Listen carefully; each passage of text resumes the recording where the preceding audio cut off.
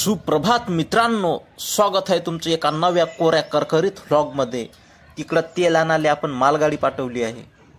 मालगाडी चालली होती म्हणून मी थांबलो माझी गाडी घेऊन. पाहू शकता हे माझी गाडी.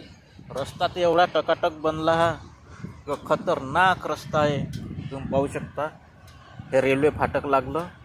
म्या गाडी माझी दूरच थांबवली. तिकडं गर्दी गेल्यापेक्षा बरं म्हटलं इकडं गाडी. जसं ते फाटक उघडन तसं आपण चालले जाऊ. फाटक उघडल्याबरोबर सर्वाले घरी जायची घाई असते. अति घाई संकटात नाही म्हणून मी दूरच थांबलो. आता मी खासदार नवनीतजी राणे यांच्या घरी जाऊन पोचलो. तिथं काही लोक फोटो काढू राहिले होते. त्याचं काही पर्सनल काम होतं. तसं माये काही पर्सनल काम होतं. ते मी माये काम तिथून आटपवलं आणि थोडासा व्हिडिओ काढला. तुम्ही पाहू शकता झुंडच्या झुंड लोकांची फोटो काढू राहिली. तिकडं काही पारितोषिक भेटलेले ठेवलेले आहे. रस्त्याने घरी परतता राम मेघे कॉलेजजवळ गरब्याचा प्रोग्राम आयोजित केलेला होता. तो पाहून तिथं थांबलो आणि मन थोडं जायला काही हुश नव्हतं राहिलं म्हणून तिथंच कार्यक्रम पाहत राहिलो. झाडा झोपाच्या मागून मस्त कॉलेजच्या मुलं मुली बघू शकता कशा डान्स करू राहिल्या. आपल्याला तर कधी कॉलेजमध्ये जायला भेटलं नाही, त्यामुळं अशा गोष्टीचा आनंद घेता आला नाही. म्हणून दुरून का होईना झाडाच्या मागून रोडवर उभं राहून अशा सांस्कृतिक कार्यक्रमाचा आस्वाद घेताना तसा तुम्ही आस्वाद घ्या थोडा वेळ.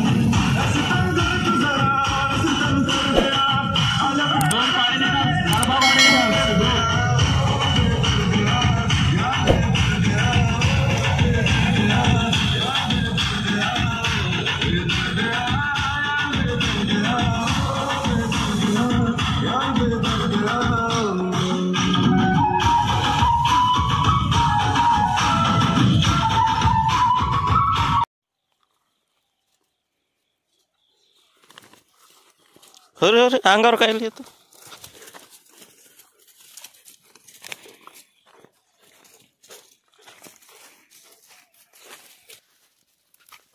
मित्रांनो, सकाळी सकाळी वावरात आलो हे कुत्रे पास कसे मांग लागू राहिले घोसडचे. अरे चलो वावरात कुत्रे आहे, कुत्र्याची पिले आहे. तेले काहीतरी खाले टाका लागते. तेले कुठचं काय भेटणार आहे वावरात. या आहे बकऱ्या, कोणी म्हणते येईल शेळ्या, तुम्हाला तर माहीतच नसन. आणि हे आहे गाय, लाल कलरची गाय. तिकडून एक गाडी चालली. हे गायगोन हो येऊ राहिलो. तुम्हाला माहीत नसन म्हणून सांगतो. हा मनुष्य डोक्यावर वज घेऊन चालला. हा हरभरा पा कसे घाटे आले. तुम्हाला ते दिसला नसून हे बैल बनली चालली तिकडून.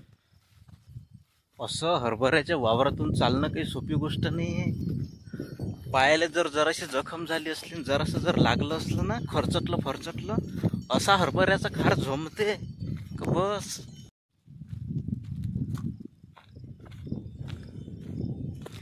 तिकडं काही लोक ढोरं चारायला चालले. तुम्हाला दिसू शकते ते ढोरं चालले ना. मास वावरात चालले ते चाराले. पण काही नाही माझ्या वावरात. आता नील झालं वावर. हे वावर पाहू शकता. काही तुरीच्या पेंड्या सोंगून ठेवल्या आहे. तूर काढायची आहे. चांगली तूर होती. इथं मस्त वावर आहे ना. हे तलाव बढिया बम पाणी असते याच्यात, पाहू शकता तुम्ही. आणि हे समोर एक विहीर आहे. हे माती काढून ठेवलेली. इथं अशी पाईपलाईन टाकून ठेवलेली आहे.